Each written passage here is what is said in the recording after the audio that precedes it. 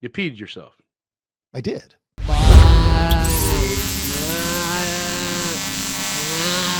All right, before we begin the show, let's thank our sponsors. First and foremost, our title sponsor, Once Upon a Coconut. All-natural, non-GMO coconut water with natural electrolytes and no added sugar. You can choose from pure, blueberry, pineapple, watermelon, sparkling energy, and chocolate flavors with Once Upon a Coconut. Stay hydrated and refreshed. And if you're wondering why it tastes so darn good, it's due to a combination of factors, including the freshness and sweetness of young coconut water, the lack of additives, and the natural electrolytes present. And the best part about it, Once Upon a Coconut, 10% of profits go to charity that benefit our communities, including the Down Syndrome Foundation, Breast Cancer Foundation, Leukemia Society. Good things, good people, great product. So you can grab it at some Sprouts, you can grab it on Amazon, you can go online to find a store near you or purchase it right there off of their website, onceuponacoconut.com. It is delish.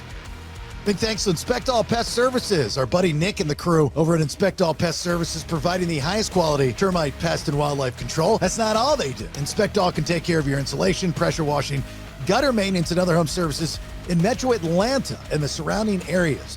Remember, seasonal, you get different bugs and critters all around your house, so you want to go with the best in the business, and that would be one of our fine sponsors from day one, InspectAllServices.com. It's the Mad Dog, Manny Aurora, with the Aurora Law Firm, best darn defense attorney in the world, litigating all over the United States, based out of Georgia. We're talking criminal defense, white-collar crime, DUI, drug offenses, appeals, and more. And you can always get your legal questions answered by the Mad Dog, Manny Aurora, by getting those to me. And when he pops up on a show, you get your questions answered. So go to thebaileyshow.com and we'll get those questions to the Mad Dog. The Aurora Law Firm.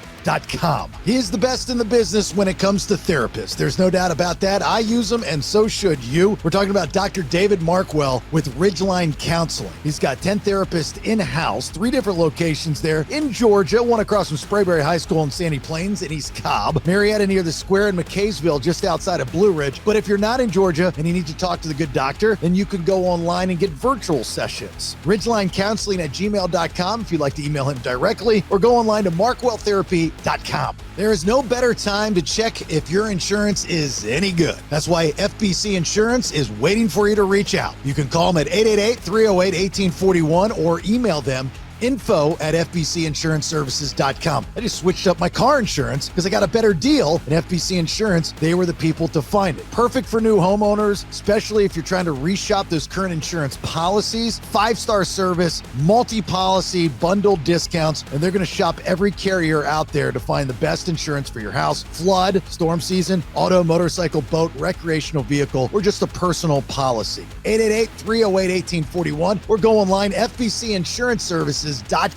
Another one of our great sponsors in storm season. You have to talk to the good people at Alternate Power Solutions of Georgia. Family owned and operated. They are a Generac generator dealer, founded in 2012. So storm season, power goes out. Who knows when it's coming back on? Don't be that guy or girl that does not have a backup plan and having power for whatever it be, especially medical devices, fans, air conditioning, so on and so forth. Offering sales, service, installation, and repair of automatic home standby and portable generators, every single one of you. When you become a customer at Alternate Power Solutions of Georgia, you get an upgraded warranty, free monitoring, and warranty repair. A+ rating with the BB&B, and you pay nothing until the job is complete. Call or request a free home assessment. You can go to their website, poweringgeorgia.com, or buzz them at 770-853-7571. Use the discount code Bailey, my last name, and get $500 off your entire installation. All right? Servicing Georgia and Tennessee. Again, another great sponsor of the BS podcast that is going to come to your aid here during storm season. And I'm talking about Cliff Bratcher and Jayco Contracting. This one hits home for me because I needed advice from Cliff and Jayco Contracting when my mother got a hole in her roof. Now, Jayco Contracting helping the good folks out in Georgia. And if you're in Georgia, you call him this storm season just to know that you're going to be taken care of when that tree falls through your roof or your shingles come off or a hole somehow appears. yours, right? They're a platinum preferred contractor with Owens Corning, licensed and insured roofing and gutter specialists covering all of Georgia. Keep in mind, if you've not gone through this process, Cliff and Jayco Contracting are going to take care of it from start to finish. That means dealing with the insurance companies. That can be a headache and a negotiation, and they're the best to do it. Commercial and residential satisfaction guaranteed. JaycoContracting.com, or 7 days a week, 24 hours a day. You give Cliff Bratcher a call at 770-316-3876. Alive Ozone Therapy Spa in Altamont Springs, Florida. This is mine and my wife's wellness spa. If you have an autoimmune, cancer, HIV, just simple biohacking, long COVID, the answer is yes to just about anything that's going on in your body. Most of the time it starts with inflammation, and ozone therapy, it decreases inflammation. So ozone therapy, we are the first and only to do it in Central Florida. That is Alive Ozone Therapy Spa. We also offer red light therapy, halo therapy, pressotherapy, PMF grounding mat, as well as naturally in-house made ozone infused products like the magnesium butter that many of you absolutely love. Ozone therapy, what is it? Quickly, it repairs and rejuvenates your cells to the mitochondrial level by using activated oxygen. Simple as that. No side effects. That's all there is to it. It's a 30-minute session, and you actually burn up to 600 calories when you're in the Hocket sauna. We do it the most non-invasive way. So whether you're in the area or you want to travel, book an appointment, AliveOzoneTherapySpa.com. All the products you can get there as well. And remember, for you two peers, use the discount code BS10 to take that off those online products. If you want to be a sponsor of the show, reach out to me via thebaileyshow.com. And if you are a listener of this podcast and you need any of our great sponsors, please reach out to them. Now, let's begin. What do we want to talk about? To be yourself in a world that is constantly trying to make you something else is the greatest accomplishment. Ralph Waldo Emerson. Welcome to the Bailey Show podcast. A guy show women love to listen to. Intellectually immature nonsense. That's BS. That's BS. That's BS. That's BS. Okay, then, let's do it. Ah, there it is. Episode 389. It's the BS podcast on the BPX. 3 different shows, 5 days a week, one feed. JasonBailey.com. First and foremost, thanks to our title sponsor, Once Upon a Coconut chocolate right now. Delicious. All kinds of different, yeah, so good. All kinds of different flavors. OnceUponACoconut.com. You can find out wherever you listen from if they sell it in your area and where they sell it in the area, or you can go to OnceUponACoconut.com and order like a variety pack and save some Geetuses at checkout by using the discount code BS Podcast 10 or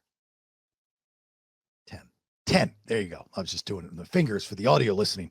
Thanks for being here. My name's Jason Bailey. Right there, that is the Bald Badger. Benjamin. Hello, Benjamin. Bailey, do you know scientists have created a dolphin with legs? Shut the fuck up. Animal rights groups want the legs removed, and scientists argue that that would defeat the porpoise. What a great way to start this episode. How did you learn that? How did you learn that? Defeat the porpoise. Come on. Oh, it's not real. I thought you were being real funny. Thank you. I bought it, dude. I bought it. It's all about the delivery. I got to work on my timing. Now, no, dude, those are the best jokes, like where you can get somebody, get them, you got me. Then you're supposed to be like, I got you. Yeah. Yo, zing, zing, bang. Bang, bang, zing, zing. All right, I got one for you. Yeah. I peed myself today. I thought we were being funny. That is pretty funny. Did you really pee yourself today? See, now you're questioning whether I really peed myself, aren't you? Well, this is kind of a Deion Sanders depends situation. Oh, poor Deion. That bladder. Good for him how he's handling it, though. Tell me more about your urinary issues. Issues? Yeah. So I was recording, and prior to the recording on one of the shows on the BPX, we were talking for quite some time. And during that time, I always have I've got always like 3 or 4 drinks. I have a Once Upon a Coconut. I've got my protein coffee. I've got my water jug, if I take a dipper. I mean, I got all kinds of stuff around me, right? Yep. Then we record, and the episode actually went long, really good. It was the Vinyl Road podcast, and with me and Brad Stewart. And as we were finishing up, I'm just like, I've got to burst. I'm going to burst unless I get to a bathroom. I've got to pee really, really badly. So we're done. I say, hey, take care. Enjoy yourself. Goodbye. Run downstairs, go into the bathroom, the master bathroom, and I sit down to pee. Right? Because I knew I was going to be there for a long time. I sit down on the toilet to pee. I drop my drawers and I put them around my ankles and I get out my phone. That's how long I knew I was going to be there peeing. And I let it go. And it was aggressive. It was an aggressive urinary spurt that just streamed forever. And it felt so good. And I'm sitting there and just going, oh my God. Then I realized that the stream was so aggressive that it went through the mouth of the toilet. You got the I was upper going to lip. ask if your Dorcas was underneath the bottom seat there. Yeah. So it shot through the upper lip and the lower lip of the toilet seat, right? The mouth of the toilet. And I didn't realize it until something didn't feel right. And I looked down at my underwear and my shorts, and there is a puddle right there on the tile. And I'm like, this is 50, right? I am so glad you're telling this story because I really thought that was a Ben problem. Oh, you've done it? Okay. No, I've done it. It's a guy problem. I mean, look, any guy that doesn't want to admit that, every guy's done that, right? I mean, it's different when you uncontrollably do it in bed as you get older. Right. Guilty, by the way. Guilty as charged. Incontinence, whatever. But this was like an emergency. I had to go down. I didn't realize it. It was just misfiring the gun. I mean, I wasn't paying attention. So now, I've gone through that. I've got a million things to do. I'm editing. I'm making phone calls. I'm dealing with stuff at Alive and on the phone with these people and that people and just all kinds of crazy stuff going on. And so I feel like when I do something like that, I have no problem talking about on the air, on radio shows of people that listen to me over the years. They know everything there is to know about me and my family, the most intimate of details, because I think it's therapeutic, right? I mean, there's very little that's private about me. And so I felt I needed to call Rachel. So I call Rach and she's having a busy day at the spa. And I was like, do you have a minute? And she's like, yeah, I got just a couple minutes. I got someone in Ozone right now. And I've got a new patient consultation and then another new patient consultation. Business is absolutely nuts at a live ozone therapy spa. It's great. I witnessed it today. Yeah. You witnessed it firsthand, right? Yeah. And they got the renovations going on and Rankin. All kinds of stuff. So, she goes, yeah. I said, I peed myself today. And she loses it. She thinks that's the funniest thing in the world. She's like, oh, you're getting so old. I was like, no, it had nothing to do with me getting old. She's like, oh, you're getting so old.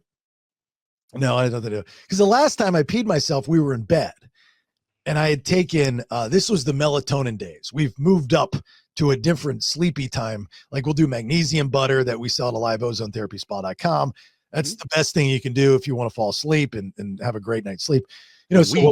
Years ago when melatonin became a thing, we were popping those damn things like Tic Tacs, and it was started at 5 milligrams. And then, your body adjusts because that's why you're not supposed to take that stuff every night. And then we went to 10 milligrams and that just wasn't doing it for me. So one night I popped in 20 milligrams of melatonin. And man, I slept like a bear in hibernation.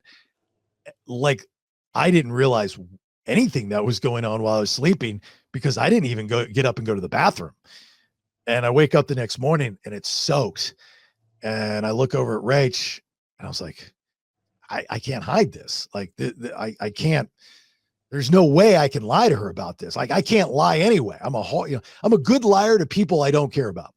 It was Milty. Right. Well, okay. So everything's easy to blame on the dog. Yeah. Not this one. Milty sleeps down there and Tuna doesn't do it. And it just wasn't happening. Yeah. And she thought that was the funniest thing in the world. Me peeing in the bed. I got peed on in the bed one time. That was interesting. That's disgusting. Yeah, it was. Yeah, it was. It was bad. Yeah. That's, did you ever, I'm assuming it was a girl. It was. Yeah. It was a roommate actually. Okay. And I went in to take a nap in my bedroom, and I woke up a couple hours later, and she's next to me, and the side of my leg is completely soaking wet. I went, first off, why am I not alone? Second off, why the hell did I have pee all over my leg? And the answer? It was some sort of pharmaceutical situation. Right. Yeah. She was hopped up and she didn't even realize Something. it. Yeah. Yeah, she didn't live there for much longer, maybe less than a week.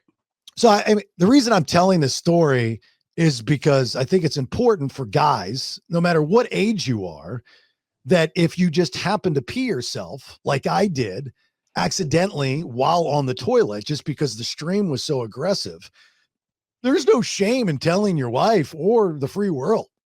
I think it's therapeutic. You know, I mean, you don't want to keep that bottled up inside. One, it's a great story. People It's laugh. a great story. I might have bottled it up though. Yeah, Yeah, let me tell you, I feel better now that I've let the world know about my aggressive stream situation. Like, I don't feel so guilty. you peed yourself. I did. Not on But then you put on dry britches, and so and I'm good now. I mean, like it was like it never even happened. It was something that happened in the past. You golden showered your own ankle. You know, and I'm weird about bathroom stuff, right? Pee's okay. Yeah, you are. Like, you know, the duty stuff I can't do. The front side you're all right with. Yeah, the front side I'm okay with, but you know, the back side I can't deal with that. That's not my sense of humor. But Yeah. I had, you know, and I've always been uncomfortable, not with Rach, because I mean we've been together for so long. You know, we still close the door. You know, our bathroom etiquette is like we're still dating. You know, if we need to use the restroom, we don't discuss it. I've got to use the potty. That's how we say it. We got to use the potty, and we'll close the door, and you just leave the other person alone. You don't discuss it. You don't talk about it. If it's a medical kind of situation, you're not feeling well, you're sick, you're passing something, you know, that it's fine if it's medical, right? Yeah, talk about it medicinally. Right. But prior to Rach, you know, I didn't want to talk about anything, like anything that a woman did in the bathroom. I wanted no part of it at all. And it was so, I've broken up with women because they didn't flush the toilet after they used it. Right. I mean, it's just like, once I see that, I can't unsee it. I know it's very catty and very immature, you know, guilty as charged. I kind of get it though.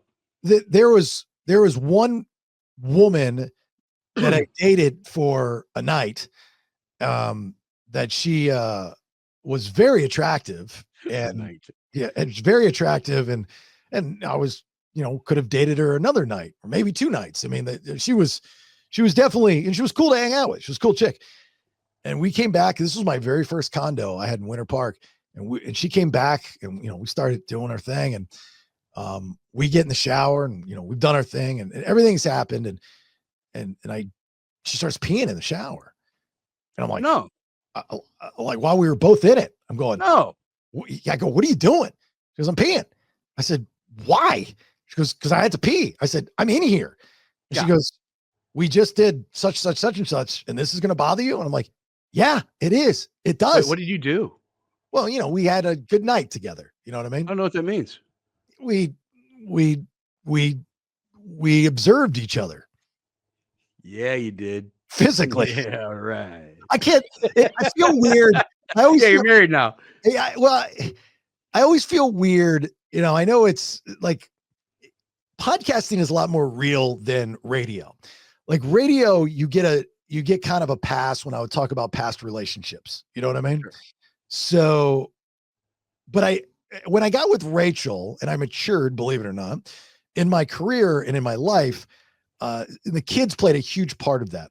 I didn't talk in depth about, like, I would have never told that story on the air, on the radio. Like this won't be on the radio version of the podcast. It just won't, I won't air it out because I don't know. It's just different, you know. Now I worked with a guy that he loved to tell these stories. And I think it was actually credit to him, listening to him tell these stories that made him sound extremely insecure and desperate. But out of everything, I thought it was so disrespectful to his wife. So disrespectful to his wife. And he chalked it up by, this is my gimmick, man. This is what I do. People know me as this guy and this and this and that. And I'm like, brother, bless your heart. More the power. But they know your wife too. I was like, you do you. I'm the last person to tell you what to do. It was just, I felt I couldn't do those things. I said, I just find it very cool that you have that kind of respect for your wife, that there's certain things you're just not going to cross that line. She doesn't need to know everything in public. People don't need to know what all you share behind closed doors. Yeah. My first wife, I had a different approach. I was trying to be that guy. I mean, literally that guy. And it was, she got upset. And I was like, it's for the radio. It's, for the radio. I was like, when are you going to stop using that excuse? That's just shitty. You know what I mean? It's like, how would you feel if she's going out there saying and doing, you kind of get to that stage in your life where you say, how would you feel? How would you feel? How would you feel? Yeah. And I came to that conclusion. I call that maturing. That is maturity. Definition of. I don't know if anybody believes it or not. We're going to have a guest on here momentarily. Ally Hearn. It's one of Ben's friends. I'm surprised I don't know her. She's been. I am too. Yeah, she's former marketing and radio promotions director for Roadrunner Records, Universal Records, Capitol Records, project manager for Artemis Records, Black Label Society, Mafia album. She worked with Dimebag Hardware 2009, Mayhem tour. She worked at the Crow in Daytona Beach. She was doing radio up in Long Island, and now she's a product of radio. I don't know if it was self-inflicted or if she was pushed out the door, but we can ask her. I love to hear the stories. Yeah. I love to hear. And she knows another podcast mate of yours as well. Who's that? Melissa? Brad Stewart. Oh, Brad Stewart. Yeah. Well, I'm sure they worked together at some point in time. Yeah, I actually met her through Jason Todd from Shinedown. So. Oh, did you? Yeah. Mm-hmm. Yeah. It's just, I was having a conversation. I was talking to you, I think, about. It happens. Yeah. I was talking about you and, being a musician, and a very good musician. Like, you guys don't realize, and if you don't, you should, that Ben is a fantastic frontman. I mean, like, literally you go and watch him in concert, or you listen or see any of his stuff, you will be addicted. I mean, he is really, really good. And you go and you got your gigs on the weekend with the good old boys, and you play locally at the bars, and you got a nice little crowd, and you get a couple dollars, and it satisfies your need to do music. And that's why you do it, right? Because you love it.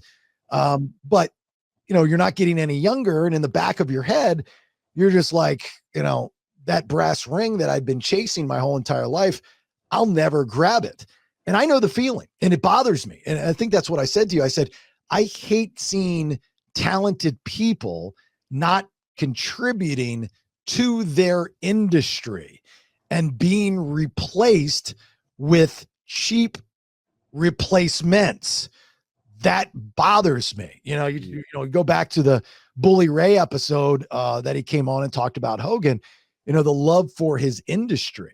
He loves his industry. Wrestlers love their industry, and they will do everything and anything to protect their industry. As much as it changes, they still love the industry.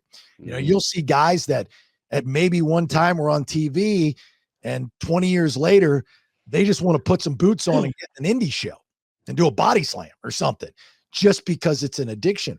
I feel the same way about radio. I love radio. It's a love-hate relationship. It is one of those things where it's like a love-hate relationship with an ex-girlfriend. You can't quit them, but you want to get rid of them. Mm-hmm. And I talk to people in the industry all the time. A lot of people, very influential. One of my friends getting ready to be inducted into the Radio Hall of Fame, one of the top 40 most powerful people in radio. And we have the same conversation. People go to him as a consultant, as a coach. He's the best in the business that does that. And he's just blown away. Like, people, I mean, I know this is going to sound very arrogant, but like, why are you not? And how can you not be? And I'm like, there's just nothing available. There's nothing to do for guys like me. There's nothing to do. Somebody would have to create an opportunity for guys like me. But, I've got to pay extra for some bags in order to fly. And somebody's got to be willing to pick up that tab, and nobody's willing to pick up that tab because of certain people that have decided to unjustly trash me. And that word has gotten to that person that makes decisions and stuff. I mean, like, I know for a fact that I was destroyed, trashed in California from the alcoholic market manager who was sleeping with the brand manager / program director who also had an alcohol / head case problem. Those are the people that they put in charge, and they just believe whatever they say. But you speak out against them, even with facts like dick in vagina. That's against rules. You can't do that. There's a code of ethics.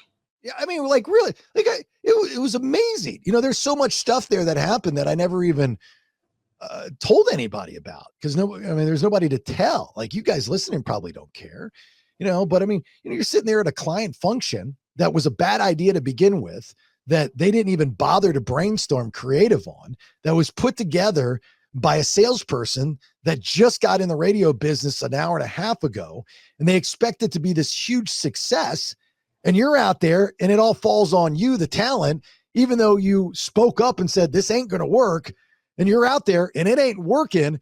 And these two are at the bar, drunk, arguing out loud in front of the client.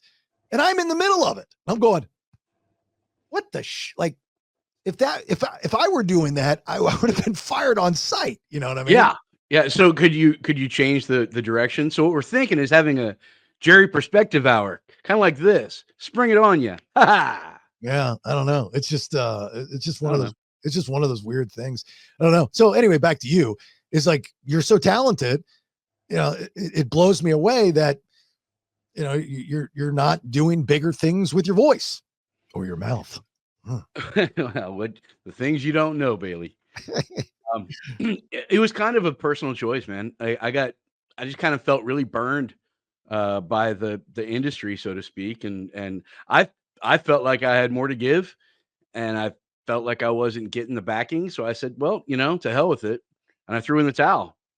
And this Steve, your favorite guy, my bass player in I love Steve. Flowy Steve.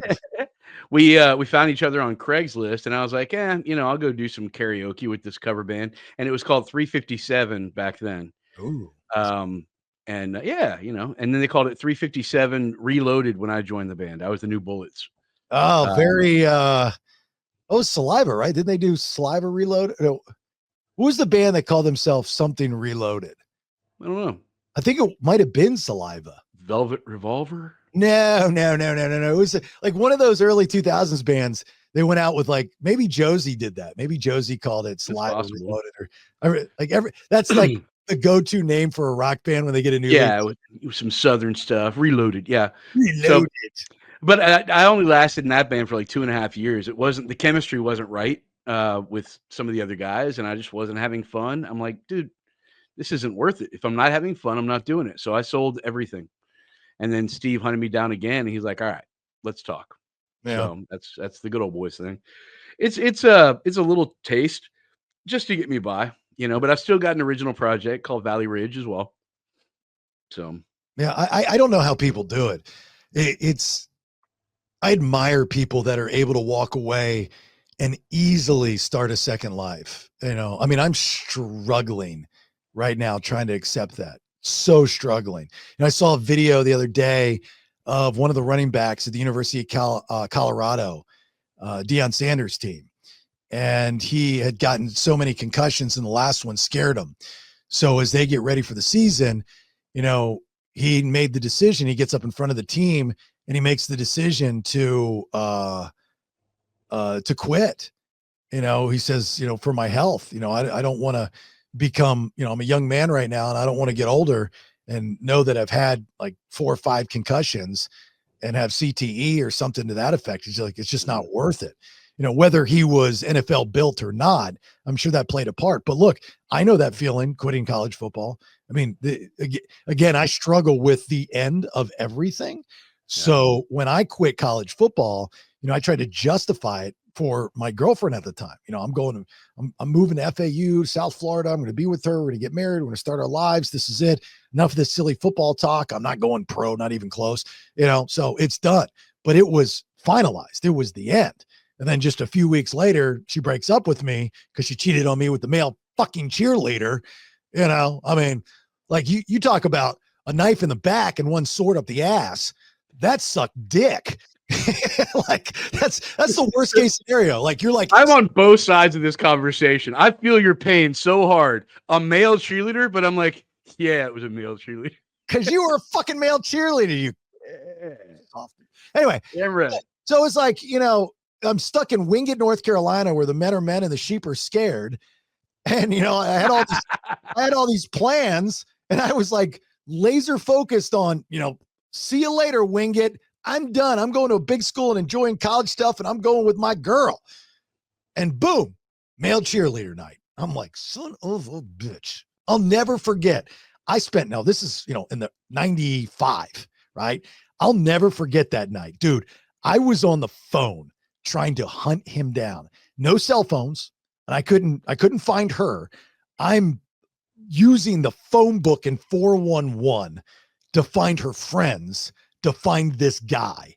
And I finally at like 3:30 in the morning get his number, and I call him up and he answers, and I'll never forget what I said to him. Such an arrogant prick I am.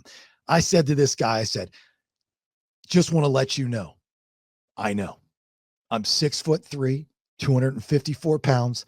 I bench press 400 pounds, and I'm about to hop on a flight and come down there and whip the fucking shit out of you. And I'm in my head going, this guy's, he's terrified. He responds with, all right, man, I'll see you then. That's pretty baller on his part. Oh, dude, totally baller. That guy. Oh, he was like one of those cool kind of whatever, dude, you know, whatever. Like, damn, I didn't think about that. Lesson learned. He called my bluff. I have no follow-up. Shit.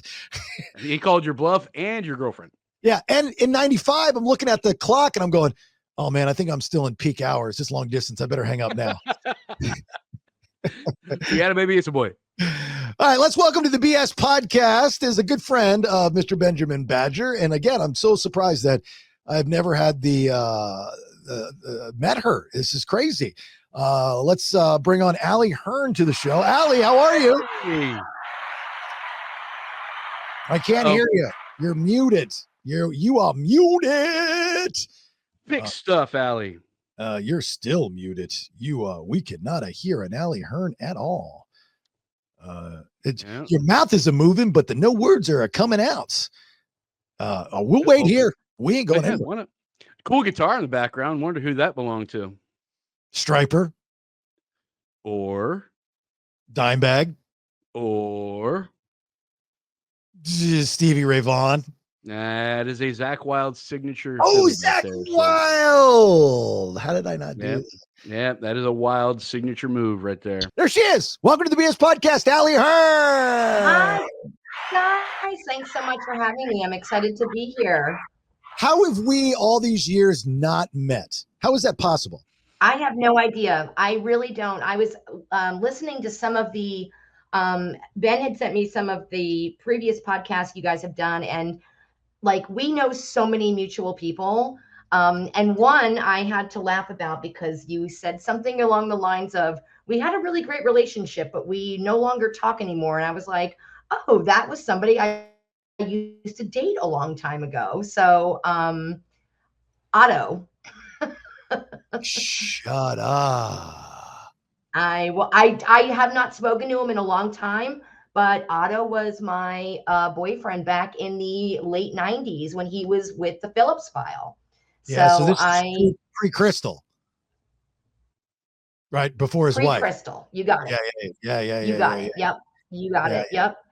And oddly, we reconnected because I was working with Zakk. And if you recall, he's a very big Ozzy fan. And he came to a show down in West Palm Beach for an Ozfest. And I forget how we kind of reconnected, but we did. And he was like, hey, I'm going to bring like a girl that I'm dating. And I was like, yeah, no problem. And so he came and he met Zakk. And that was really cool for him, and it was fun. And then we kept in touch after all those years. And then I was out on the road with Stone Sour, and I was in Orlando, and he brought Crystal, and that's where I met her. So anyways, yes. So kind of you're right, a small world that we never got to meet each other, you and I personally. So. And then that relationship turned into a clusterfuck that involved everybody that knew them. Oh my God. That still exists. Like, so first and foremost, just so everybody understands, Ally Hearn is former marketing and radio promotions director for Roadrunner Records, Universal Records, Capitol Records, project manager for Artemis Records, Black Label Society, Mafia Album, worked with Dimebag, Hardware 2009 Mayhem Tour, worked in radio at the Crow in Daytona Beach and Long Island. So she's an OG industry vet on different levels. And the guy she's talking about, Otto, was my old co-host when I was at Real Radio from 2009 to 2013 before I went to Atlanta. And, it did not end well, unfortunately, but I will say this about Otto: one, extremely talented musician, and two, extremely talented talk show personality. Work ethic, not so much. But as far as me learning the craft, I would credit Otto with a very large percentage of my success going into Atlanta doing talk radio. If it weren't for him and some of the things that he taught me, I don't think I would have had the success there. Of course, him learning that from the OG of OGs, legendary Jim Phillips and the Phillips file. Jim Phillips is absolutely one of the greatest, in my opinion, radio personalities, talk show hosts. I would listen all the time to Jim Phillips, even prior to knowing Otto. He had a great show. He always had great topics and great people calling in, and it was just always very engaging and interact. I just loved that show so much. So yeah. I agree with you on that. Jim is definitely an OG legend for sure. When were you at the Crow in Daytona Beach? I was at the Crow in probably around 98, 99. And I was so excited. I went to one of these little like radio, vocational broadcasting schools that they taught you kind of how to like run the board and do kind of the basics of radio. And I was able to get an internship there, which I was so excited about because I couldn't get in. I lived in Maitland, Florida, which is like Central Florida area, Orlando. And I really wanted to work at JRR, which was the big rock station in Central Florida at the time. And I couldn't because I had an ex-boyfriend that worked in the same building at the sister station. So I wound up getting in at the Crow as an intern, and then got hired as a programming assistant there. So I was the assistant to the vice president of programming. And my whole thing was, I loved music so much. I wanted to be able, when those record reps came in and they would bring music and say, hey, you should play this song, or this is an up and coming artist, we want to get them out there. I kind of wanted to be the person that like decided, should we play this or should we not play this type thing. So I was able to get in with the programming department and worked for pennies. I mean, like the salary was less than minimum wage at this point, but I just wanted to be able to work in music, so to speak. So that was around 98. And then I was able to go on air, and I was midday host which is like the 10 a.m. to 2 p.m. or 3 p.m. slot. So I did middays there for a few years. I still wasn't able to program that yet, or a few months, I should say. I still wasn't able to program yet, but I did have an ear. I did have the boss's ear. So I was like, hey, this is a cool band, like we were an alternative radio station, but we also played a little bit of rock. But like when Coldplay came out, I remember being like, this band Coldplay, this is going to be something. Like, these guys are good, like it was the first song. And so and Three Doors Down was another one that I, definitely was like, this song Kryptonite, I don't know, but it's cool and it's going to rock. It's going to do something. And So that was always my goal, was to be able to change, you know, the format, or change the way that the music was played on the station and add the new music in. Yeah. So I'm very familiar with the Crow. When I started at XL with Doc and Johnny in '95, before they had hired me as a producer full time, I got a phone call one night from Sky Walker, who was over with that company, whatever your top 40 was, the Vibe or something like that. Skywalker. Yeah, Sky Vibe. Walker. Yep. That's The Vibe. cute. That was pre-me. That was like pre-me. I came on after all those, like, they are the OG for Black Crow Media. So yes, Black Crow but Media. I know who you're speaking of. Yeah, so he calls me. It was like a Friday night. And I'm this young kid, you know, just I'm not getting paid yet. You know, I was doing the internship for the morning show for free and then promotions. And he calls me like on a Friday evening, like around 5 or 6 o'clock. And I'd already reached out, you know, trying to find my first job. And he goes, "Hey man, can you come over tonight and board op for us?" And I wasn't a board. Like I was terrified of the board. There was other interns that were running the board. I never wanted to run the board. And so I was like, "I don't know, man. Let me check with my boss." And he's like, "Well, he's probably going to say no. So, I mean, you're going to have to make a decision whether you want to stay there or come over here." I was like, "Ooh, this doesn't sound right." So I remember, I think I called Johnny Magic and I was like, "Hey, Johnny, you know, I told you I'd been poking around for a full-time job until you guys figure out what you want to do. And, you know, you're cool with it." And I said, "I just got a call." And he's like, "Don't fucking do that." Well, he didn't say fuck. He doesn't cuss. He's like, "Don't do that." He goes, "That's going to be a very bad move for you." He's like, "Just hang tight. Things are going to work out." So he already knew that I would eventually get hired. But I know, you know, like the Crow was kind of, you know, because I was at JRR for many years, and that's where you know, the Buckethead name really kind of became a thing in Central Florida. And I got my branding was at JRR through trial and error, a lot of bad bits, a lot of bad radio, so on and so forth, eventually learning. I mean, that the people there like Pat Lynch and Rick Everett, those are the guys that made me, you know, and taught I me. still think Buckethead is a cool name. You know, now, you know what? It's funny. One of the reasons I left Orlando was because I hated the name so much. I had to reinvent. Yeah, I don't know why. And it didn't hurt that I was going to a top 10 market where there's a lot more money, but Yes. I hated the name so much, you know, and now that, you know, 30 years in the business and I'm back in Orlando and I still get recognized and people will come up to me, old listeners, I think the same thing. Like, what was I thinking, man? It was the problem that I had with the Buckethead name was when I wanted to be serious. Like when I fought Rick Scott on the air, when he became governor, and I challenged him on a lot of different things and then got him on the air. And then we got all this media attention, you know, for the bit that I did. It just doesn't hold much credibility when Buckethead is talking politics. So Buckethead, let's talk about taxes.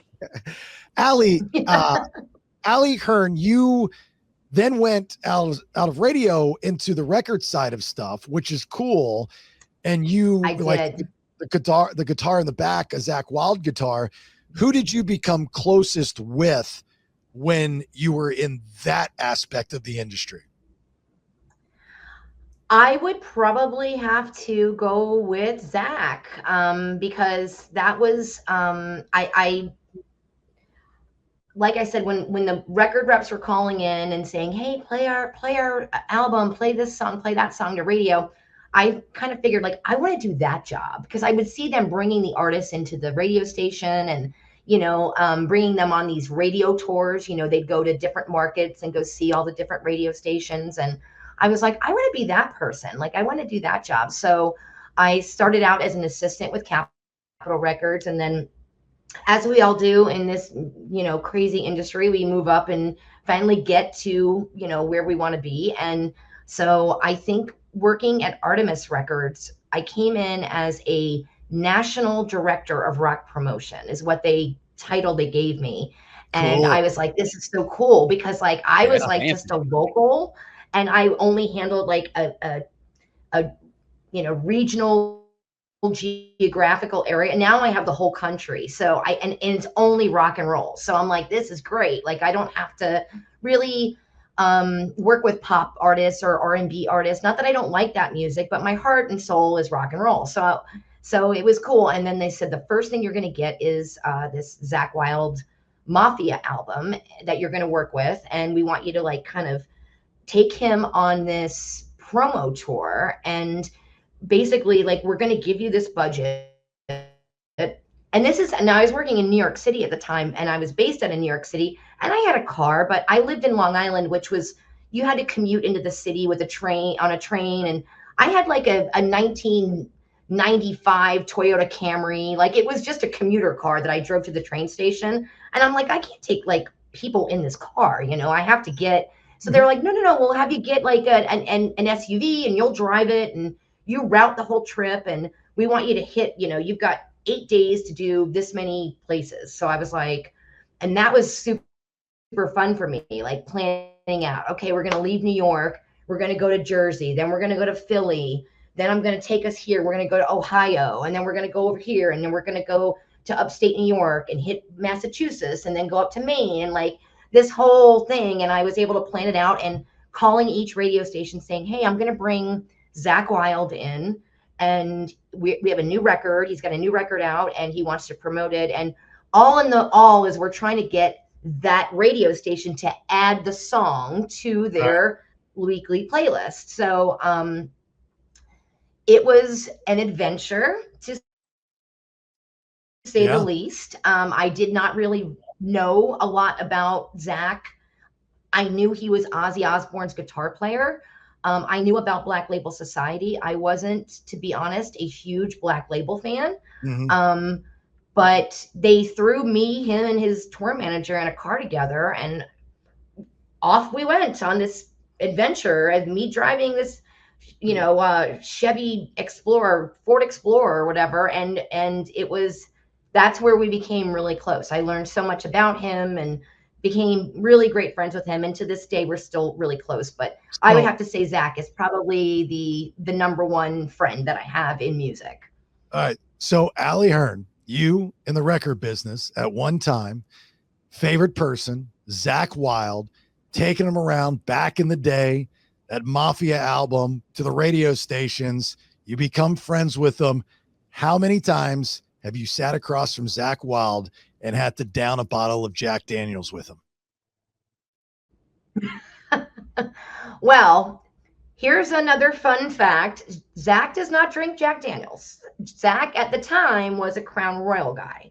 So, and I remember the first time we went out, everybody was getting Crown and Ginger. That was the drink. Yes. And I was a beer girl, you know, I'm like, oh, I'll just grab a Coors Light, you know, and he's like, Coors Light, you know, like, no, you need to get like a real beer, like a, you know, I think he was drinking, oh gosh, I can't remember what they were, the heavy German beers. And so, but the Crown and Gingers were definitely flowing very heavy. And, you know, me, I'm like, we'd be out like for a radio dinner the night before, and, you know, we'd have a room reserved and we'd eat and drink. And again, like, thankfully I had a very, very nice budget for all of this. So, but you know, I'd be like, I have to go to bed. Like we have to be on the road at 8 a.m. and I have to drive us. So, and Zakk would be like, get one more, you know? So it was definitely, I see where that like Ozzy part of him came in, because it sounds like from all these videos I'm seeing lately on Facebook and social media that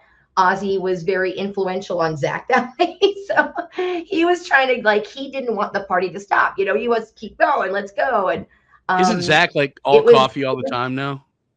Now, yes, he's sober and he is like, oh gosh, he looks so great. And he's just, he's, you know, he's coffee guy, but I think now he's just more about like working out, and he's just got this natural happy energy. So, I'm really happy that, you know, he's changed his lifestyle, so to speak. So it wound up being a good thing, but I think you all have to kind of get to a place like that before you change your ways, so to speak. So, yeah. So Ally, if I were sitting here with Zakk Wylde right now and I said, hey, Zakk, do you remember back in the day when this really cool girl, Ally Hearn, was working for the label and she's taking you around to the radio stations and you guys are going out drinking your Crown and Ginger? How did she hold her liquor? How do you think Zakk Wylde would respond, Ally? He'd say Ally Hearn held her liquor like a champ, or man, what a lightweight. Yes, absolutely. He would 1000% say that. He would Which say, one? I held my liquor because I still to this very day am, sure, I like to have a drink, here and there. And even my friends say, like, Allie, you're always like the last man standing. Like, everyone else is like falling down. And I'm just like, okay, guys, we have to go do this. Like I felt like that was like boot camp. Like it was I was like gonna say, training, you know what I you mean? Like, yeah. yeah, when you drink with Zakk Wylde, it's boot camp for later in life, being able to hold the Absolutely. liquor. Yeah. Absolutely. I can And there were I can times tell you too. this. The bitch of being out drinking on the road is that every place you go, that's probably the only time that that crowd is going out that week. But you're doing it every Right. night. So every night they want to party with the guys, party with the band, have a good time. Yeah. Shot, shot, shot, shot, shot. Yeah, you get a steel liver after a while. So you, Allie, also said that you worked with Stone Sour. Corey Taylor is one of my favorite people in the business. It's funny because his wife used to be an intern at the rock station in Atlanta prior to me getting there, which is kind of funny. But I've Well, interviewed. wasn't she, not to interrupt you, wasn't she an Atlanta Falcon cheerleader? I don't know if she was a Oh, cheerleader or not. I know that she was an intern at the station. okay. Okay. So I did not know that part, and I've never met her and I've never talked to her, but I love Corey Taylor, like not just like him, but I love him. I love Stone Sour. I love his solo stuff. Like it's so underrated. And of course I love Slipknot, right? So I'm a huge mark for Corey Taylor.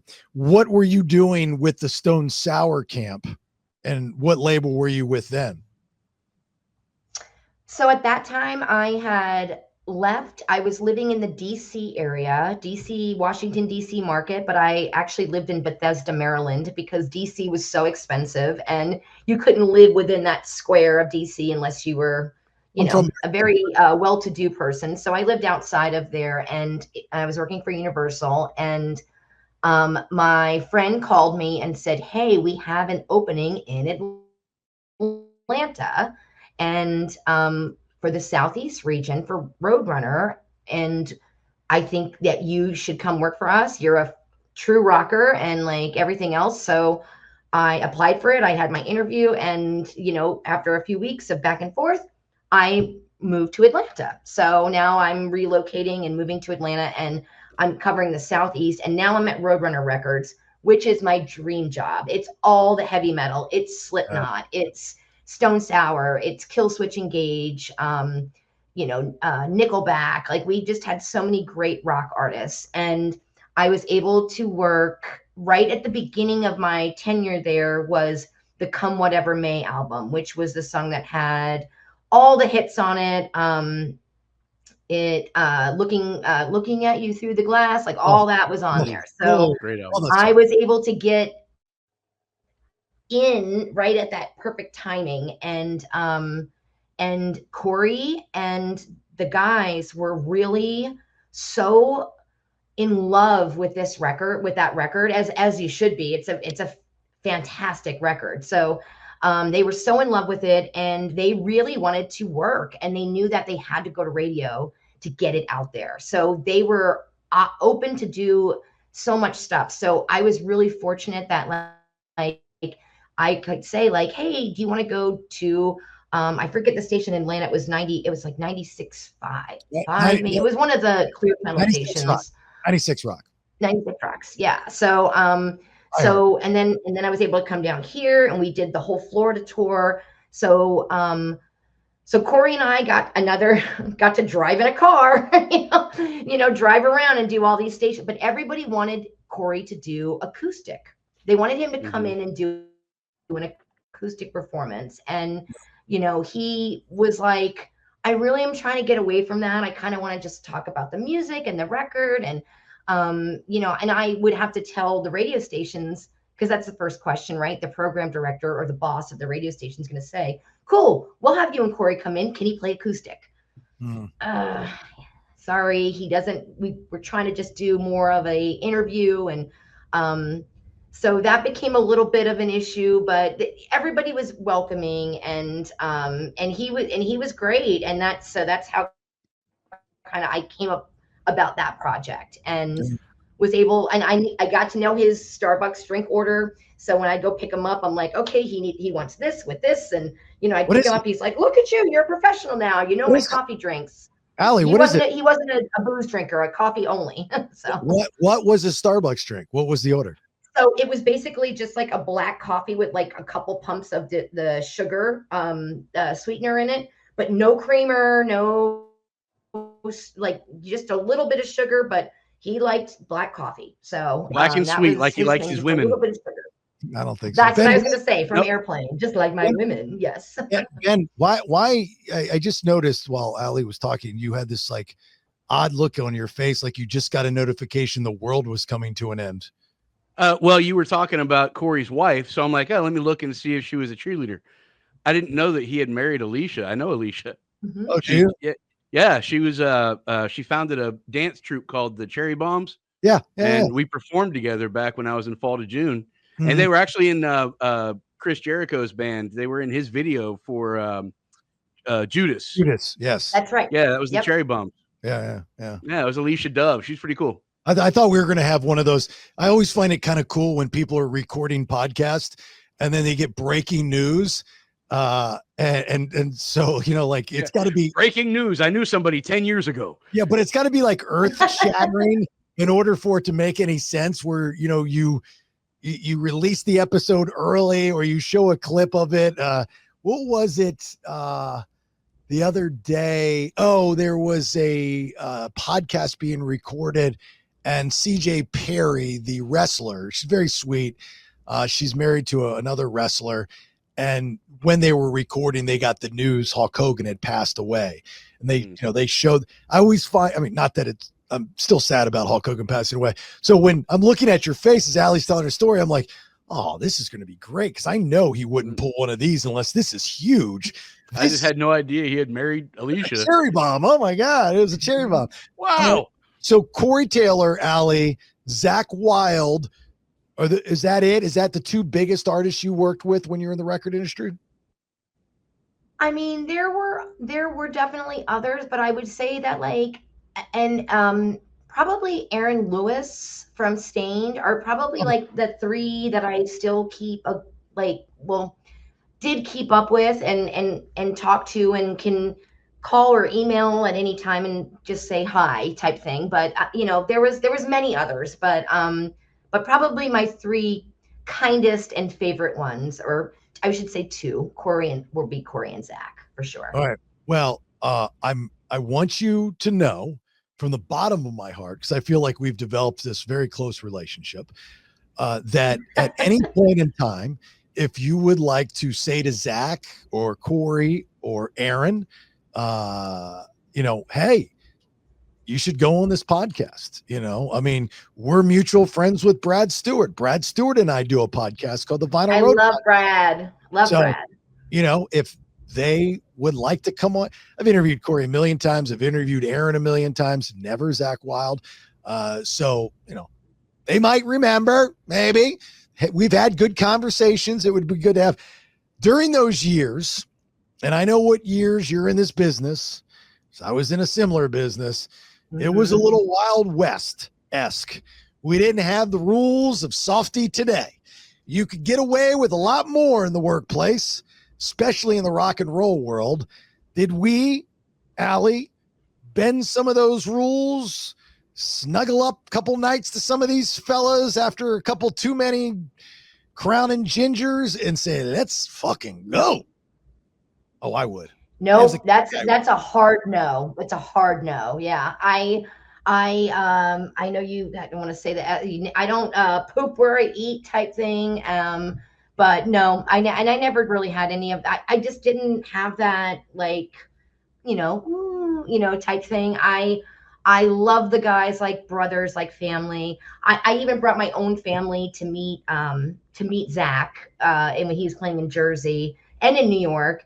And I have a photo of me and Zakk, my brother, my sister, my brother-in-law, and everybody's hugging, and it looks like a family photo type thing. So it was never ever like that. It was probably more like brotherly, sisterly, I'm gonna kill you, you need to stop doing this, type stuff. So but no, never had any of that. That And sounds no like desire to. foreplay. I just love them as friends. I'm a guy's girl. Everybody always says that. They're like, you're like way better friends with men than you are with women. And I love music. I'm into music. I'm a musician myself. I like singing and doing stuff. And so I can totally relate with these guys and watch their shows. And if they have a bad night, guitar goes out of tune, a drum mic falls off, I'm the one going, oh shit, like that just happened, where it's not really. I think a lot of other girls might be like, oh, I didn't even notice that. And I'm like, yeah, that's what I'm looking at. So His pants accidentally fell off. Out of all the artists, Ally, that you worked with in the record business, who was the most difficult to work with? Watch it. Watch it. Well, they always say never meet your heroes.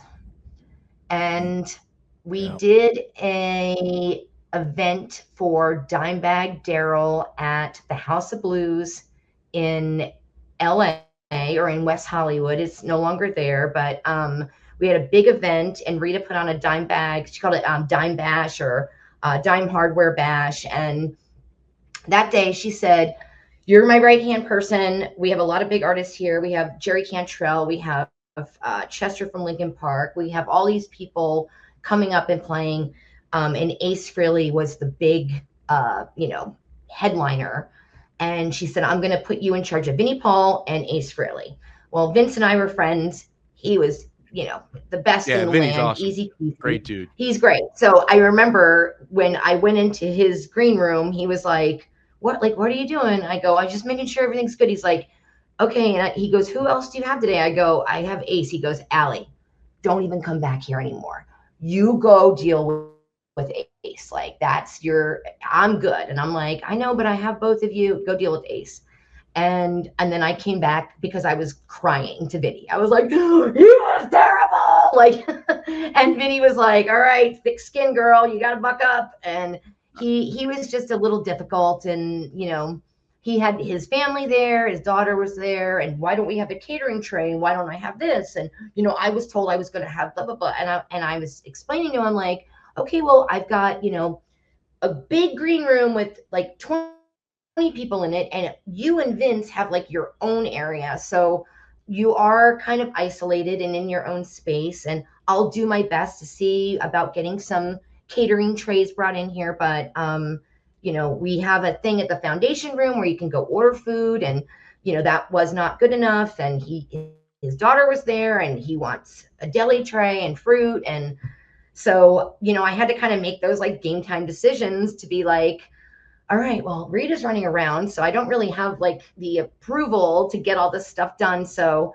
I think, I forget how, but we figured it out. But he was definitely difficult and made me stress out to the point of maybe shedding a tear. And I was upset because I'm a huge Kiss fan. So I was like, Ally, you scared the shit out of me, because he asked you, right? He asked you, who's the biggest douchebag that you've had to work with, and you said, don't meet your heroes. We had a thing for Dimebag Darrell. And I'm like, no, don't say this. The best part, hold on. The best part of that story was that it wasn't Dime. It wasn't Dime. Yeah. I was like, I can't air this. There's no way I can air this. I'm listening and in my head going, with that being said, Dimebag is I've only personally met Dime 2 times, and one time was right prior to us losing him. And that night was the best night ever. Like, he was so much fun. They were on tour. Damage Plan was on tour with Shadows Fall, and the Shadows Fall guys were my friends. And we all went up and did Blacktooth, and he was great and loving and hugging. And Hashtag then, Blacktooth unfortunately, we got the news. I think it was November 29th I saw them. So it was just less than 10 days after that I saw them that we got the news that we lost Dime. And no. I'm sorry to give you guys a scare. I would never, ever say that. Dime was the greatest, like, loving icon of all time. So yeah, no, it was Ace Frehley to be I should have just said that at first instead of giving that whole long story. No, that was great. You had me going. I had you engaged to see who was going to be the name, right? Yeah, like All shook up. Yeah. you know, Ace was, when I interviewed him, I think a couple different times. I think I declined. I think the last time he'd always a little begrudging and just kind of very difficult. And you want to talk Kiss stuff, and he doesn't really. He's one of those like, I want to talk about the new stuff, what I'm working on now. So I've got a signed thing from him. I think he was in studio one time, but I mean, it's Ace fucking Frehley, and you're like, please just be cool. That's. When we do the Vinyl Road podcast, Brad and I, there's these diehard Brad Stewart fans that have made this Vinyl Roadies Facebook page. And we always ask for the fans to ask questions, and they start asking me questions as well now.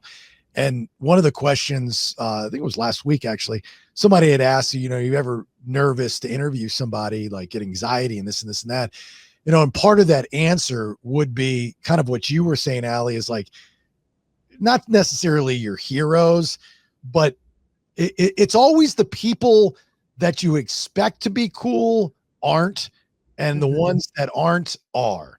I was terrified when I first got into rock radio in the early 2000s to interview people like Rob Zombie and Alice Cooper, and all those guys. Terrified.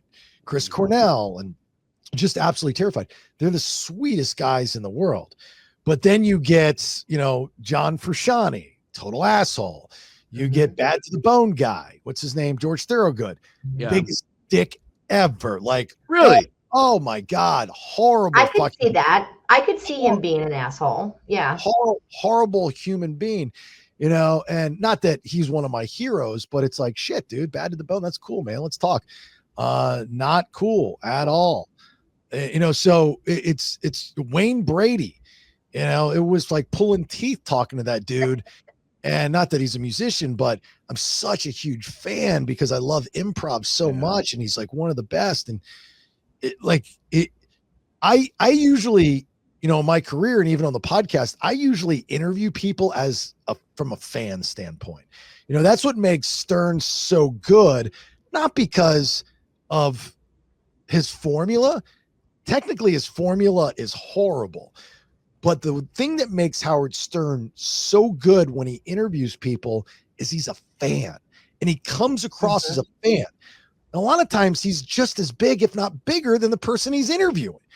It's just a cool kind of setup between the two, and I've always kind of subscribed to that. Not that I'm trying to copy Howard, but I don't want to talk to you unless I'm interested. That's one of the issues with radio nowadays is, they look at you as this kind of, pay by the minute working wheel where it's like, well, you've got to have this person on, it might be your name on the show, but I'm telling you, right after you have the guy that just, the new sponsor that just invented the weight loss pill, I need you to have this guy on because we're going to get a lot of spins. We're getting a lot of spins. We're putting a lot of spins on with this guy. It's going to be a big deal.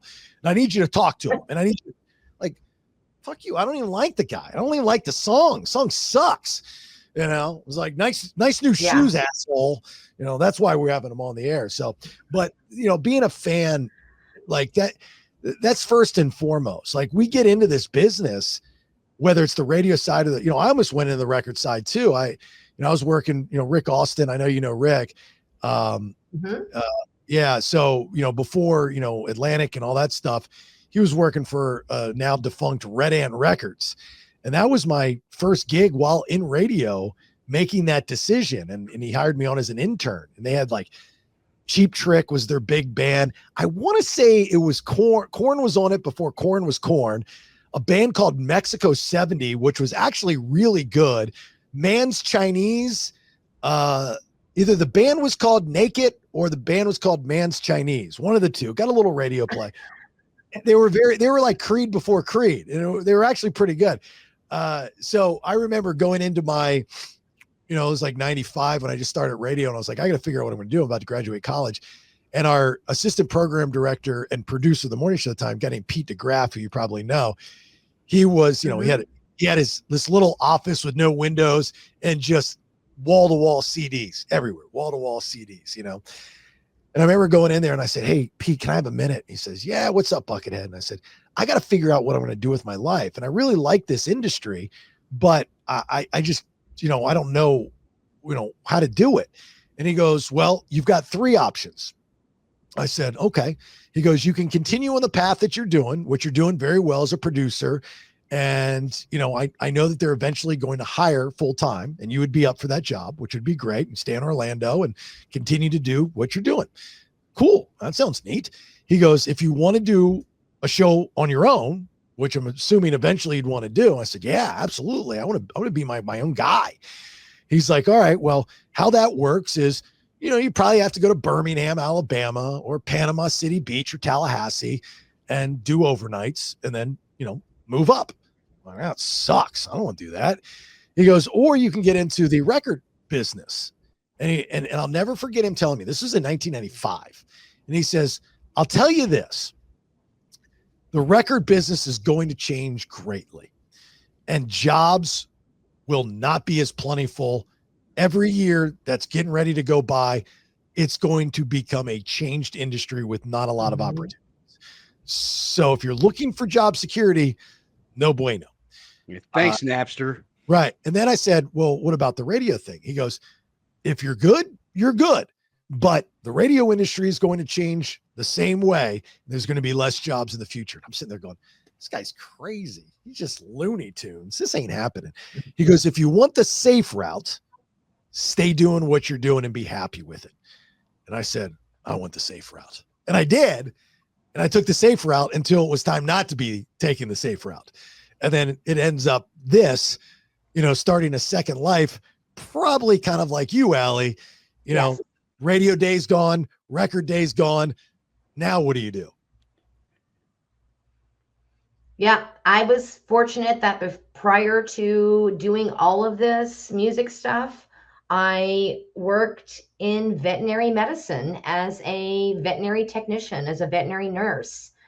And so I was able to, as you said, like my company, I worked for Roadrunner, merged with Warner Music Group. So that became Atlantic Records, right? So Roadrunner became Atlantic. So they already had people in place and they were like, "Well, we're going to go with those people." And so like once you're out, like once you get that call, like, "Hey, so we're eliminating your position because we already have somebody here, and we're going to give you this nice severance package and you're going to get all these nice things, but like you are out, basically. You don't have a job anymore. You're out." Like you can't really get back in. I mean, some people do when they get lucky and they can fall back into those roles in different markets, or if they move to Austin, Texas, or they move to the Midwest, they might be able to pick up a role. But for me, I was already back home here in Orlando, or second home, I should say. And I'm like, I'm not doing all that again. So I missed the travel and I missed, going out and seeing, doing the shows and all the rock and roll lifestyle. But it was like, all right, well, I can always go back to veterinary medicine. And that's what I did. So I went back and started working in animal hospitals and was a veterinary nurse for 10 more years. And now I work for a pet health insurance company and I read veterinary medical claims all day on my computer and process claims for people that have their pets insured, because I can read the veterinary terminology and I know what the conditions are. And that's my full-time job now. And the best part about it is I still got to keep all those contacts with my music friends. So when they come to town, I can go to the shows, I can have fun, I can see my friends, and I don't have to work. And you can insure their pets.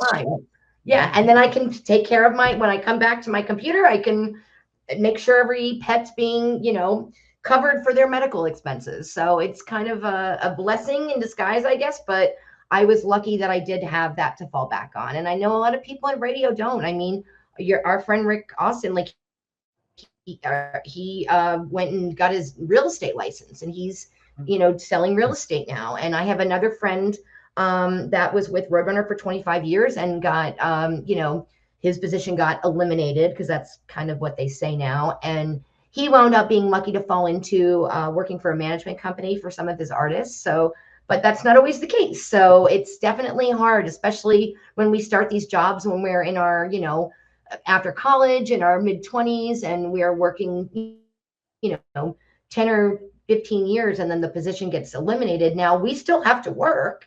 We just have to find a new career and a new thing to do. So the thing with Rick Austin is, which a lot of people don't know, is back in the mid 90s, Rick was, as he was getting into the record business, he was a weekend DJ at XL 106.7 in Orlando. I remember that. And I saw him not that long ago. Ben and I both, and Rick, we were judging for Rick Schmidt. Ally's done it. Oh yeah. Yeah, okay. I've done it. Yeah, it's so much fun. See the kids play. Yeah. And I tell Rick this all the time.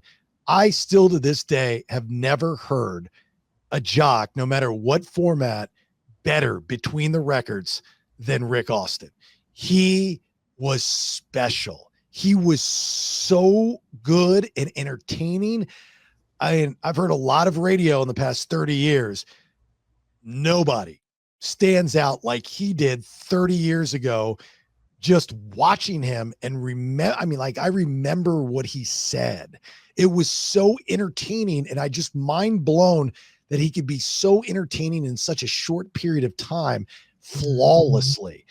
And I told him that last time I saw him, and he, the crazy thing about that is, again, talking about the second life, which I probably talked to into the ground, but he's like all in, whether it was smoke and mirrors or not, but he was just like, yeah, I'm in real estate now. That's what I'm doing. I was like, no, like literally last week you were a big time record guy.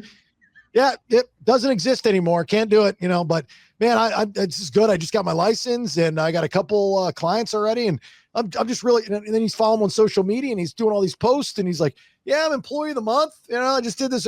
I'm going, he's publishing this magazine too. He's the publisher of his HOA's magazine or something within his community. And he's the type of guy that just he's like, all right, so I got handled a pile of crap. I'm going to go and be better than that and do even better, greater things. So, awesome. People like him are very, very inspiring for sure. For some of us that have to start that second career. Yeah. So it's very cool. He's a great guy. Yeah. All right. Well, let's finish things up. We got to hang out sometime, Ally. Absolutely. I would love to. Yeah. And if there's any rock shows coming up, there is Anthrax. If anybody's pretty decent local band in town, I'm just saying. I know there's Anthrax. So Joey Belladonna, who's a singer from Anthrax, who is, been with Anthrax for 35 years. And he is coming here to Central Florida locally and doing a Dio tribute, singing the songs of Ronnie James Dio, including Black Sabbath Dio, including Rainbow Dio, and including Ronnie James Dio stuff. And my pal's band is his backup band, so to speak. And so they did this run in Florida last year, and it was amazing. It did great. It made Blabbermouth, it made Loudwire, it made Rolling Stone, it was just local shows. They're playing at the Conduit, they're playing, at small little clubs. And so that is coming up in mid-April, and I'm sorry, mid-August rather. Joey Belladonna at Conduit. That's a trip. Yeah, so you guys should come, and maybe we can get Joey to do a little interview with you guys, and you can talk about that. And he's got the Anthrax stuff, but he's very passionate about these little side projects. He does a Journey tribute. He does, but this Dio thing is kind of a newer project, and it was very well received and very well loved, and a lot of people, really had a good time with it. I'm especially now with us losing Ozzy, I think it'll be a big deal too, because Dio was in Black Sabbath after Ozzy was. So, I think that's going to be, something to make awareness of, and they're going to talk about it. But that would be cool. But I'd love to have you guys to come out. Love to. Show, for sure. Yeah. Anytime a good time, I'll be there on time. All right. Yes. All right. Well, Ally, thank you so much. I appreciate it. We'll talk more. We'll swap information. Ben and I will get us all. Maybe we'll get on a 3-way group text. That would be fun. Yeah. So That would be cool. I'm up. And by the way, now Yeah, I know thank who you to guys ask. so much for having me, Ben. Thank you for the invite. I appreciate just coming and talking with you guys. And yeah, it's definitely awesome. And now I know who to ask my pet questions to if I can't get a hold of my veterinarian. I'm just going to shoot you. Absolutely. I did watch the one podcast where you were talking about your pet with the issue that she had. That was the one that Ben was, because he sent me a few videos. I was like, oh, you watched some, and it was with the vanilla pudding, I think you were calling it, with your dog. Yeah, since that was good for me. Yeah. So the first call. thing that came to my veterinary brain, I was like, oh no, his dog's not spayed and she's got an infection. But then when you said that it was something else, I was like, oh, thank goodness, because that would have been really bad. But I am the girl that everybody calls when their dog throws up a couple times or has, the runs, like, oh my gosh, Ally, the dog's doing this. What do I do? And my advice is always, you should call your veterinarian and go to your vet, because I'm not a vet. And Dr. Google is also not the greatest thing to do, but in an emergency situation, Dr. Google can at least advise you to go to the vet. So, but anytime you have any just tell your friend, say, listen, I'm in insurance now. That's all you gotta say. Well, I don't give a shit, because I know that she once was not in insurance. So. No, I was a veterinary technician. I mean, I've got over 25 years of veterinary technician experience. So I definitely could be like, oh yeah, that's, that's this or that's that. And it's nice because, I get to do that now and still have my music family and friends. So I'm very blessed. Yeah. I got 6 kittens under my shed in the back. You can have them too. Get them insured. I live in trash Deltona. All right. Hey, Ally, we'll have you back on again if you want. I really just to hang out. I would love that. I thought it was sure. great. I'd love that. All right. So it was nice meeting you. That would be awesome. We'll talk soon. You okay. as well. All right. Ally Hearn. Bye, guys. Bye-bye. Way cool. She's so shy with a mic. I think it was a connection issue, but I know what you're saying. But she was so sweet, so sweet. Like, I want to be her best friend if possible. Yeah, she's rad. I'm like looking for best friends. Like, I actually have her in my phone as Ally is awesome. I don't blame you, and I don't doubt it. Yeah. What am I in your phone as? Jason Bailey Ozone. Oh, can I get a bump up at some point in time? Yeah, I'll give you something fun. You just tell me. You didn't want me to put it as Buckethead, I'm certain. Jason, I like him. Bailey Ozone. Jason asked for too much graphic shit for the podcast. Bailey. Jason A-OK Bailey. Jason's aight, Bailey. With a bunch of eyes. Jason's aight, Bailey. Oh, that's funny. I don't think she knows how to leave. I want to kick her from the studio. Yeah, that's all right. Bam. All right, let's get doing a thing. What thing? The thing with the duck. Yeah. Oh, yeah. I forgot it. I think on the. Oh, I know. Yeah. Well, why didn't you remind me? Well, because it's your show. It's our show. Like, that's the stuff I need to remind. Because Buddy texts me and he's like, and he loves to like call me out when I screw up. Oh yeah. Yeah, loves it because it very rarely happens. And so he's like, "Where's the WTF?" And I said, "You know what? I meant to tell you. I think I forgot it. It was the Donna WTF, Bailey." Yeah, WTF. I was like, so I know he just sat back and was like, yeah, I got him. Got him. All right, here's your what the fuck video for this episode. What the fuck? You'll like this one. I've got this song that I holler to, and it is entitled "Somebody Loves Me," and it goes like this.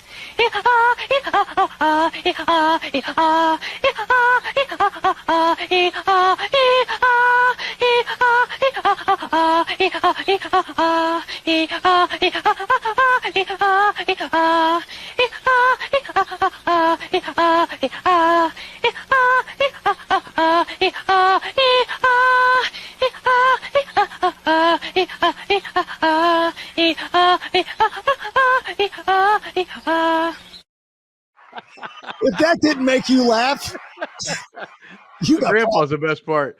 You know what that reminded me of? You remember Inward Breathing from Tenacious D? Oh God, you got to listen to it and then watch that again.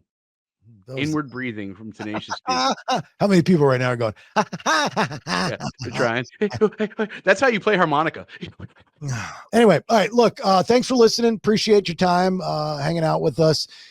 Please subscribe if you haven't subscribed. Please tell somebody to subscribe if they haven't subscribed. Subscribing is cool. Backwards sub is bus. That's kind of neat, you know, if you're going to play fun with words. So anyway, go to jasonbailey.com and you can subscribe, hit the subscribe button. I don't know if the new site's up yet or not, but when it is, it's very easy to find. It says subscribe. So please do that. Yes. You know what Tupac spells backwards? Tupac kaput. Oh, very good. Yeah. Taco cat spelled backwards. Taco cat. Taco cat. I saw somebody wearing a shirt. Yep. This is taco cat spelled backwards is taco cat. Isn't that a monomonopoeia or whatever? I don't know what it was. I think it was like a celebrity or something. I was like, holy shit. You know, like I just thought there was Bob, radio, race car. You know, no, radio spelled backwards, not radio. No. What is the other one? Is Bob race car spelled backwards is race car. There's another one too. And I can't think of it. Swims is a mirror of itself, upside down and backwards. Yeah, because the M, the W. Anyway, give us a like, share, follow on all social media. Remember, 3 different shows, 5 days a week on the BPX. That's the Bailey Podcast Exchange. 1 feed. Honey, I Raised the Kids. It's on Mondays. It's a free episode with me and my wife about us becoming empty nesters and our second stage in our lives. Tuesday, Wednesday, Thursdays, you get the BS. Wednesday's the Freebay episode. Tuesday and Thursday are just for subscribers. And then Friday is the Vinyl Road podcast with me and Brad Stewart of Saliva. That's a free episode as well. A lot of the content is also on the YouTube channel. I think it's now at the Bailey Podcast Exchange, you know, so if you search YouTube Bailey Podcast Exchange, I'm sure you'll be able to find it, you know, by keywords and so on and so forth. But we got a bunch of social media, all that on jasonbailey.com. Once again, thanks to all of our sponsors. Our title sponsor, Once Upon a Coconut, chocolate flavor right there. Onceuponacoconut.com. Use the discount code BSPodcast10 at checkout. Save yourself some Gatorades. And if you want to become a sponsor, I'd love to have that conversation and see what we can do. We can do all kinds of cool shit. You want to be a guest once a month? You got a story, you know, come on, talk about your product. If it's really awesome, people will be interested. Let's do it, man. There's no rules to this. You know, whatever I can do to help your business, as long as it's good content, entertaining, let's rock and roll. Let's work together and make shit happen. That's what I'm screaming. All right, Ben, you got anything before we get out? You know, it's Bailey King. No rules, just right. No rules. Just what did I say earlier? That was I'm always looking for a good time, anytime, and I'll be on time. That's nice. Did you write that down? Did you write that? I didn't, down? But I'm about to. Write that down because I can't write down. A good time, anytime. Looking for a good time, anytime, and I'll be on time. Yeah, you might be able to tweak that a little bit, but I think that's the gist of it. I mean, yeah, it's going to be a pretty t-shirt. What do you mean T-shirt? Like Jason Bay. Oh God. Oh, you said there it is. All right. Did I ask you already? You got anything? Yeah, that was it. That was the whole kit and caboodle. That was the whole kit and caboodle. All right. Thank you guys. If you're going to be doing some drinking, I understand. I get it. If you had too much, please don't get behind the wheel of a car. I've lost way too many friends like that. And I hate to see that happen to you because I love you. All right. Have a good one. Thanks for the support. We'll talk soon. Bye. Thanks for listening. Till next time, check out thebaileyshow.com. Make sure you like, share, follow on all socials. I leave you with these parting words. Never got a pink slip either. You know what I would get? A guy would come around to my desk and say, "Get the fuck out of here!" What do we want to talk about? 3 different shows, 5 days a week, 1 feed, details, and to subscribe, jasonbailey.com.